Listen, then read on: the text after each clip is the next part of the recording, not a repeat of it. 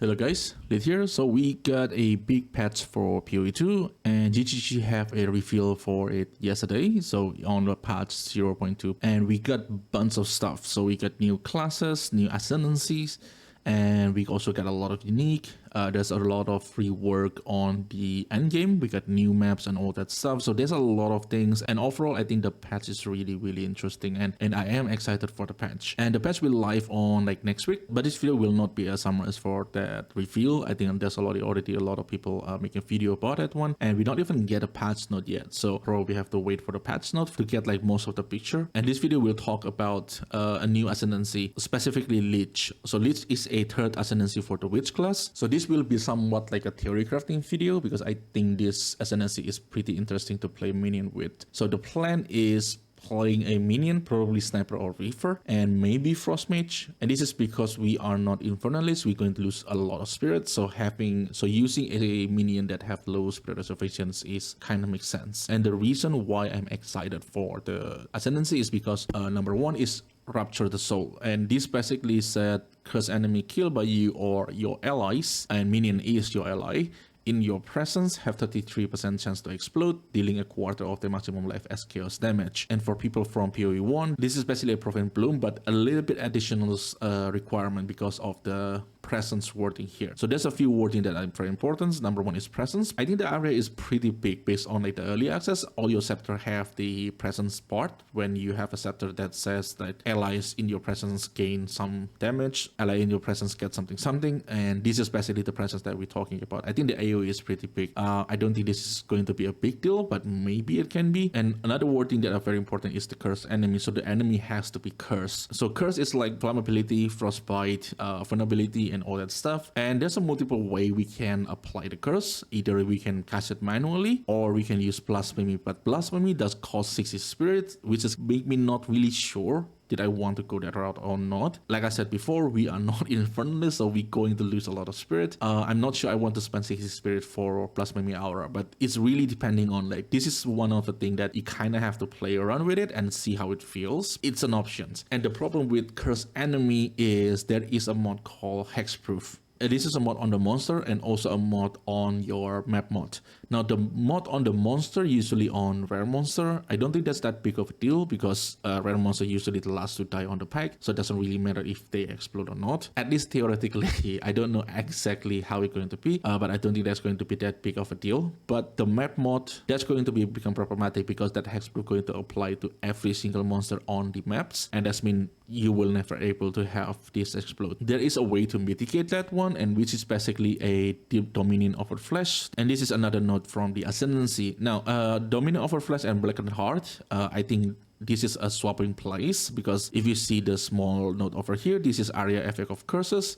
But the bottom one is Blackened Heart. It doesn't make sense because usually the small note and the big note usually have the same thematics. So I think there is a mistake here, but once again, I'm not really sure it's a mistake. But Dominion of Flesh make more sense if it's on this node. So I will assume the Dominion of Flesh is on this node, so we can spend 2 more Ascendancy nodes, which is basically going to give us access to Dominion of Flesh. And the most important line is your curse can affect hexproof enemy, and this basically make you able to bypass the hexproof problems. Now the first line is you can apply additional curse. For me personally, I don't think that is that important. That's the reason, because the curses that we have right now is not that much of a variant. Like if you frost mage, you're probably going to use something like Frostbite, and if you can put something in, it's probably something like Temp Chain or Enfeeble. We do not have Elemental Weakness, we do not have Punishment from PoE1, so the curse right now is a little bit limited, but once again, the patch haven't come out. They did come with a lot of new gems, so maybe we will get a new curses, and if we get a new curses, like for example Elemental Weakness, and then you can apply additional curse, actually become really good. So Dominion of the Flesh and Rapture the Soul, this is basically the main node that I want to play around with. Another node that are also interesting is Necromantic Conduit over here, and especially you and allies in your presence have Unholy Might. So Unholy Might is basically grant you 30% of all damage, as you can see over here, as extra chaos damage. So this is a multiplicative mod. So take your total damage, it will take 30% from there, and it will deal it as a chaos damage. And this is a lot of DPS. For example, like in Infernalist, we don't exactly have a lot of DPS from the Ascendancy. We do get a lot of spirit, and yes, technically more spirit mean more minions, more minion mean more DPS, but you can have quite a lot of minions. So like, let's say like you have like 15, and after 15, like you get 1 or 2 or 3 an extra minion. It doesn't going to make like that big of an impact anymore. But giving each of them 30% extra damage, that's a huge DPS. That's why I think Necromantic Conduit is a very interesting node. And this node comes with a price, which is you're going to lose 5% of your mana per second. Now, the easy way to mitigate this one is basically using another node, which is Soulless Form over here. So for this node, it's basically no inherent mana for regenerations, 10% damage taken by past energy shield. This can be a problem, but I don't think that big of deal because we are not Infernalist, so we're not reserving any life. I think the 10% probably will be fine. But the interesting line is no inherent mana regenerations, and regenerated mana equal to 6% of maximum life per second. So theoretically speaking, if I understand this correctly, if you have the same amount of life and mana, if you take both of these nodes, basically you can out-sustain this 5% mana loss per second, and you still have 1 extra percent, right? And you can use it to cast a spell or anything like that if you cast the curse manually. This should solve the downside of the Necromantic Conduit. And usually we do have more life than mana, unless we want to go something like Mine of Matter or something like that, which is probably what this Ascendancy suggests to do. So it's like some sort of like hybrid with Green Fist and Mine of Matters, but that will require more information from the patch notes. We kind of have to see what they do with the Green Fist. And did we have anything change for the Mine of Matter stuff? And then there is a 2 note on the end over here with Blackened Heart with 4% increased magnitude of Unholy Might buff.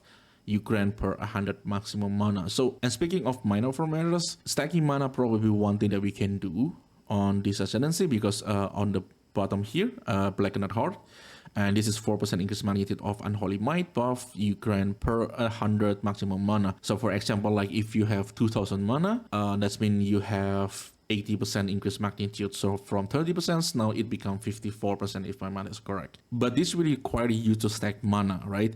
And the problem with mana is based on the early access, once again, still have to wait for the patch note, but based on the early access, Mine of Matters as a defensive layer is not really hold up on like end game, because so far the best defense we have is a Green Fist, but ideally based on this node over here, we probably will kind of combine hybrid like Green Fist plus Mine of Matters. There is a way to do that one, but that will require quite a lot of like good items, because you kind of have to stack mana, you have to stack energy shields, and yeah, I'm not sure how exactly it's going to play out, but that's definitely something not going to do early on. So Blackened Heart is like something that I will think about when I have more currency to craft my gear. And another note that are interesting is Crystalline Phylactery. This is basically a jewel socket, and the jewel socket get double 100% increase effect of socketed jewel. I assume this is only for the jewel that's socketed here, because if this 100% effect of socketed jewel, it's been all the socketed jewel on your passive tree, that kind of a little bit insane. So I don't think that's going to be it. I think it's only about the jewel that's socket here. If it's only the jewel that's socket here, for a minion, I don't think it's going to be that big of a deal. I don't think so, because considering the jewel that I'm using on the early access, like you get energy shield, you get like critical strike chance, critical damage, and like attack speed, damage, and all that stuff for the minions. I mean, times that, I mean, one jewel is like around 4 to 5% DPS, I think, based on the POP. So this is like at best 10% DPS. I don't think it's that good. I mean, it does give quite a lot of ES, but I don't think this jewel socket is that good for minion build. So based on what we have right now, the plan is Rapture the Soul. This is really the first node that I will take. And then the second and the third node, you kind of have to take it at the same time, which is Necromantic Conduit and Soulless Form, because you're going to lose all your mana, and the Unholy might not going to be active. So we will need the Soulless Form in order for us to able to do Necromantic Conduit, because I don't think you can regen 5% of your mana per second like early on. And the last one is really depending on either Blackened Heart or Dominion of a Flesh. I think for mapping, I will probably go for Dominion of a Flesh. But for bossing, the Blackened Heart definitely going to be a better choice. But for early on, I think Dominion of a Flesh is probably more important. And there's also this not eternal life. Your life cannot change while you have energy shield. So basically, as long as you have energy shield, your life cannot move. Like the 10% damage taken bypass your energy shield and go to you, and it basically do not deal any damage. I assume that's how it works. So that's the plan for 0.240. So I think I will start with Lich and I will play minions, and hopefully it turns out good. Because I really don't know how you're going to perform on the launch. Hopefully everything is fine. And I'm also working on the campaign guide. So if you guys play PoE2 and any information you want to know for the campaign for PoE2, let me know in the comments. I will try to put everything in. I think the guide that I made is some sort of like a short versions of the whole campaign. So basically like where you need to go, where the point of interest of each map is, and where to get all the point and all that stuff. So it's kind of like a walkthrough. So if you guys want anything, let me know in the comment. So yeah, thank you everyone for watching. Let me know what you guys think about the Theorycraft. I will see you in the next video.